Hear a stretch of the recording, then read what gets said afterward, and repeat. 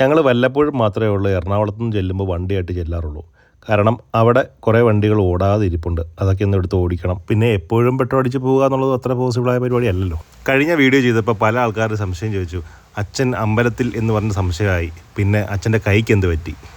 അച്ഛൻ അവിടുത്തെ അമ്പലത്തിലെ സ്റ്റാഫാണ്. അപ്പോൾ അച്ഛൻ അവിടെ ഇരിക്കുന്ന സമയത്ത് അച്ഛനെ കാണാൻ ചെന്നതാണ് ഞങ്ങൾ അന്ന്. വീടിനടുത്ത് ഒരു വഴി പോലും മര്യാദയ്ക്ക് ടാർ ചെയ്തതോ നന്നാക്കിയതോ എല്ലാം കുണ്ടും കുഴിയാണ്. വണ്ടിക്കും പ്രശ്നമാണ്, നടക്കുന്നവർക്കും പ്രശ്നമാണ്.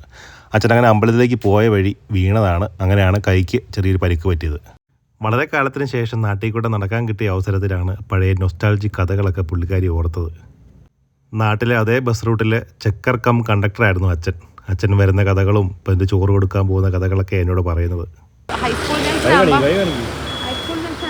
ഹൈസ്കൂൾ ജംഗ്ഷൻ ആകുമ്പോഴേ വിളിക്കും. എന്നിട്ട് അവിടെ തൊട്ട് ഇവിടം വരെ അച്ഛൻ ഡ്രൈവറോട് പറയുമ്പോൾ അതൊക്കെ പോകാവുള്ളൂ. ഇതേ KCT ബസ് സർവീസ് തന്നെയായിരുന്നു അച്ഛന് ജോലി ചെയ്യുന്നത്.